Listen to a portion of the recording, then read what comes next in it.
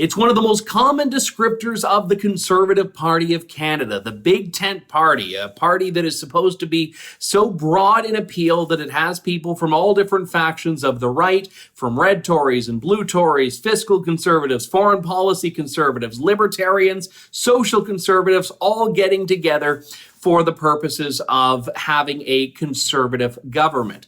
Now, the problem is that not everyone gets along so well all the time. In fact, as we're seeing from Andrew Scheer's resignation right now, there is a very different vision from some people in the party to how the party should move forward than there is from others. And we saw during the Maxime Bernier split from the Conservatives to found the PPC that it's not always as cohesive as everyone likes to think. But there is a big question that oftentimes I think is answered incorrectly. The question, can conservatives who are socially conservative get along with people who are libertarians? Can social conservatives and libertarians come together under one party and achieve success? Most people say no. There's a gap too wide for those two groups to come together. But I take a bit of a different perspective on this. You see, I'm someone who is a libertarian and a social conservative simultaneously. Now, this is not signs of some vast internal torment that I deal with on a day-to-day basis. Simply put, I think there's a difference between how people choose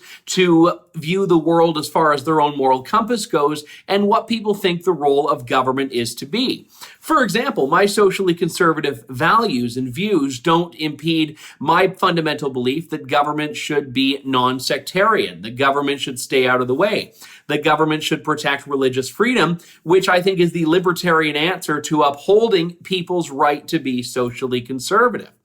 Let's take, for example, people who are personally opposed to same-sex marriage. They can have that personal opposition, but still believe that the role of the state is to be non-interventionist, to allow anyone who wants to get married to get married.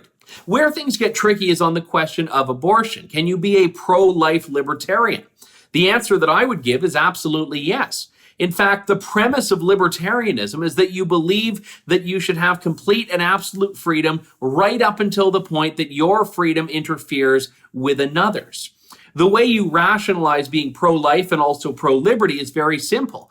You're talking about a life. An unborn child is to a pro-life person a life, which means that abortion would compromise that being's rights, that being's right to life in this case.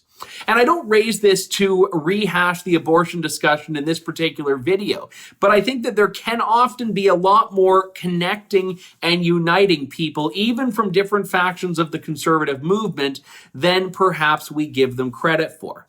And this is very important. There are not enough conservatives in Canada for the Conservative Party to win without building coalitions and without building bridges. And this means that oftentimes people need to overlook certain disagreements to focus on the core values, to compromise without abandoning your views. For True North, I'm Andrew Lawton.